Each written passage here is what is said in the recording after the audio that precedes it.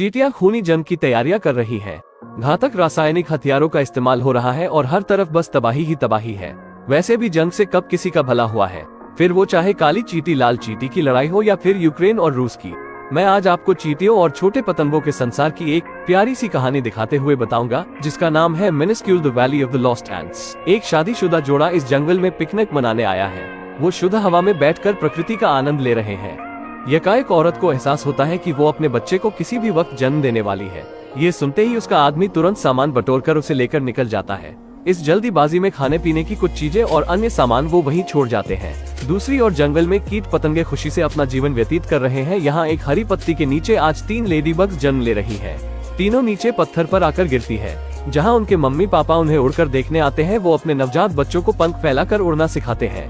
लेकिन आँख खुलते ही उड़ना कहाँ आसान होने वाला था। माता पिता का अनुसरण करते हुए जल्द ही तीनों बच्चियां उड़ना सीख जाती हैं। पूरा परिवार खुशी से घास के ऊपर से उड़ते हुए नदी को पार करते हुए नाचते गाते जा रहा था कि तभी उनमें से एक बच्ची को झाड़ियों में से किसी के बेतहाशा हंसने की आवाज सुनाई देती है। ये उसकी हम उम्र मक्खी है जो लगातार उस पर हंस रही है। वो उस हंसती हुई मक्खी का पीछा करते हुए अपने परिवार से दूर जंगल में सैकड़ों सेंटीमीटर आगे निकल आई है। मक्खी एक ठूंठ पर जाकर बैठ जाती है और लेडी बग ठीक उसके बगल में उतरती है। वो उससे पूछना चाहती थी कि क्या ऐसी बात है जो वो उस पर हंस रही है, लेकिन तभी 4 बड़ी मक्खियां आकर उसे घेर लेती हैं। वो उस पर बड़ी क्रूरता से भिन्नाती है। अब डरी सहमी लेडी बग वहाँ से भागने की कोशिश करती है, लेकिन दुष्ट मक्खियां उसका पीछा करने लगती है। इस भागाभागी में लेडी बग एक पत्थर से टकराकर एक दरार में गिर जाती है। उसके 2 पंखों में से एक पंख टूट गया है। अब मक्खियां कुछ देर उसके ऊपर चक्कर लगाती हैं और फिर वहां से चली जाती हैं। अब लेडीबग को होश आता है तो वो एक बार फिर से उड़ने का प्रयास करती है, लेकिन एक पंख से उड़ना बड़ा मुश्किल काम है। अब शाम हो चुकी है और बारिश होने लगी है। अब लेडीबग चलकर दरार से बाहर निकलती है और मदद के लिए किसी को पुकारती है।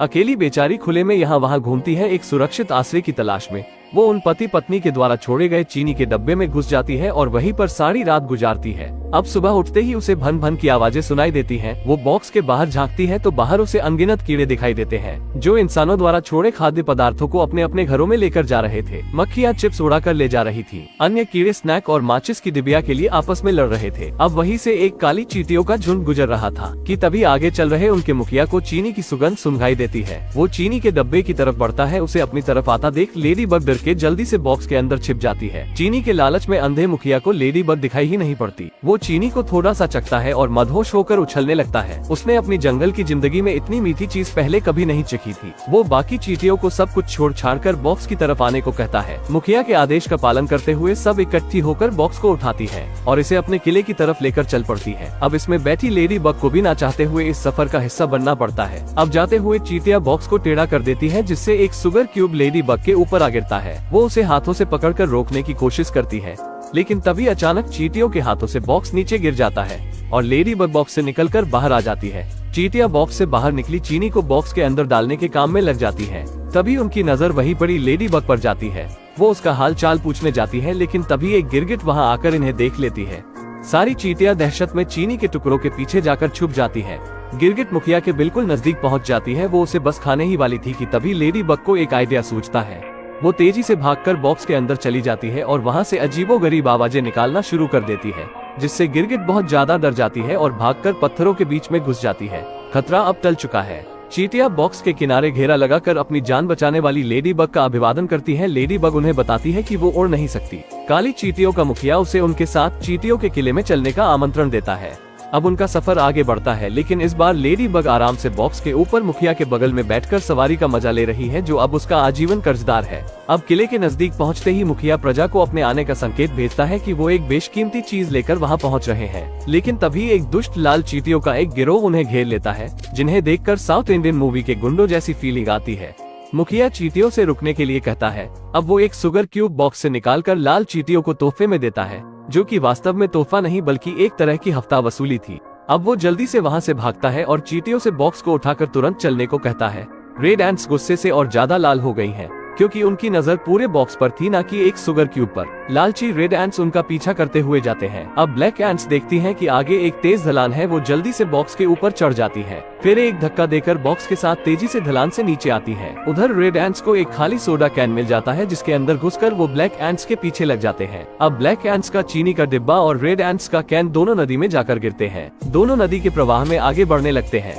रेड एंट्स लगातार ब्लैक एंट्स के पीछे पड़ी है। अब बॉक्स को एक धक्का लगता है और लेडी बग बॉक्स पर से गिरकर नदी में जाने लगती है। यहाँ एक शिकारी मछली की नजर उस पर पड़ जाती है। वो उसे खाने के लिए बढ़ती है। वो एक पत्थर से टकरा के चोट खा जाती है, लेकिन फिर भी वो अपने शिकार का पीछा नहीं छोड़ती। ब्लैक एंट्स अपनी दोस्त को बचाने का निश्चय करती है। वो एक दूसरे को पकड़कर एक चेन बनाती है और पानी में डुबकी लगाकर लेडी बग को बचा लेती है। लेकिन परेशानियां इतनी आसानी से कहां पीछा छोड़ने वाली थी। सामने एक गहरा झरना है। अब सारी चींटियां और लेडी बग तेजी से बॉक्स के अंदर घुस जाते हैं। वो ऊंचे झरने से नीचे गिरते हैं। शिकारी मछली और रेड एंट्स का कैन भी उनके पीछे आ रहे हैं। शिकारी मछली और कैन तले में अटक जाते हैं, लेकिन रेड एंट्स किसी तरह तैरकर बाहर आ जाती है। उधर ब्लैक एंट्स और लेडी बग किसी तरह चीनी के साथ सुरक्षित बाहर आ चुके हैं। अब वो शुगर क्यूब्स को उठाकर अपनी मंजिल की तरफ बढ़ने लगते हैं। अब रास्ते से जाते हुए लेडी बग को अपने जैसे लेडी बग्स की भिनभिनाहट सुनाई देती है। वो उड़कर उनके पास जाने की कोशिश करती है, लेकिन एक पंख की कमी उसे ये करने नहीं देती। अब उदास होकर उसे आगे निकलती चींटियों के पीछे भागकर जाना पड़ता है। अब जब वो जाते हुए रोड पार कर रहे थे तो पीछे से उन्हें रेड एंट्स आती दिखाई देती है। अब उन्हें रोड से तेजी से आती हुई कार के बावजूद जोखिम उठाकर रोड पार करना पड़ता है। अब रेड एंट्स का लीडर तुरंत उनका पीछा करने का आदेश जारी करता है, लेकिन रेड एंट्स डर के मारे वहीं रुके रहते हैं।